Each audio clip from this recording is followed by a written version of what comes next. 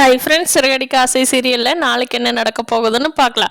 வாங்க வீடியோக்குள்ளே போகலாம். நம்ம சேனல் இன்னும் சப்ஸ்கிரைப் பண்ணாதவங்க சப்ஸ்கிரைப் பண்ணிக்கோங்க. ரோஹிணி போய் ரூம்குள்ளே மனோஜ் கிட்ட புலம்புறாங்க.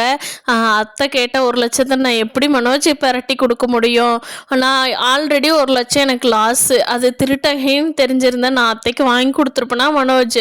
பாத்தியா அத்தை என்கிட்ட கேட்குறாங்க, நான் எப்படி தான் அமௌண்ட் ரெடி பண்ணி கொடுக்க முடியும் அத்தைக்கிட்ட அப்படின்னு சொல்லி ரோஹிணி வந்து மனோஜ் கிட்ட பயங்கரமாக புலம்புறாங்க. மனோஜ் சரி விடு ரோஹிணி, ஏதாவது ஒன்று ஏற்பாடு பண்ணலாம் அப்படின்னு சொல்லி மனோஜ் சொல்கிறாரு. முருகன் வித்யாவோட கல்யாணத்துக்கு விசாரிக்கிறதுக்காக முருகன் வந்து முத்துவை கூட்டிகிட்டு ரெஜிஸ்டர் ஆஃபீஸ் போகிறாரு.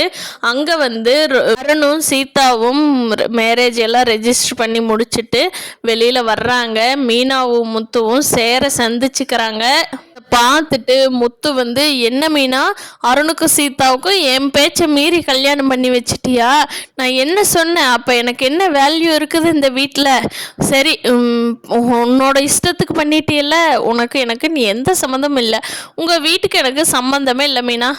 இந்த ரிஜிஸ்டர் ஆஃபீஸோட நீ யாரோ நான் யாரோன்னு போய்க்கலாம் அப்படின்னு சொல்கிறாரு முத்து.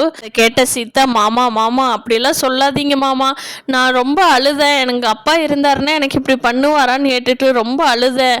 அக்கா அப்படி இருந்தால் அக்கா வந்து மாமாவுக்கு தெரியாமல் பண்ணக்கூடாதுடின்னு சொன்னாங்க. எனக்கு சப்போர்ட்டுக்கு ஒரு ஆள் வேணுமேன்ட்டு தான் நான் தாங்க மாமா கூட்டிகிட்டு வந்தேன். அக்கா வேண்டாம் வேண்டான்னு தான் சொன்னாங்க மாமா.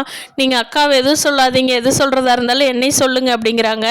சீதா, கட்டின பொண்டாட்டியே என்னோட பேச்சை கேட்கல, நீ எல்லாம் யாரோ? சரிப்பா நீ சந்தோஷமா இரு, போங்க, ரிஜிஸ்டர் மேரேஜ் முடிஞ்சிருச்சுல, வீட்டுக்கு போங்க அப்படிங்கிறாரு முத்து. பார்க்கலாம் ஃப்ரெண்ட்ஸ், முத்துவுக்கு தெரிஞ்சு இப்படி ரியாக்ட் பண்ணுவாரா, இல்லை தெரியாமையே மீனா ஏதாவது சொல்லி சமாளிச்சிருவாங்களாங்கிறத அடுத்த வார எபிசோட்ஸில் பார்க்கலாம். இந்த வீடியோ பிடிச்சிருந்தா லைக் பண்ணிக்கோங்க. நீங்கள் என்ன நினைக்கிறீங்கன்னு கீழே கமெண்ட் பண்ணுங்கள். தேங்க்யூ.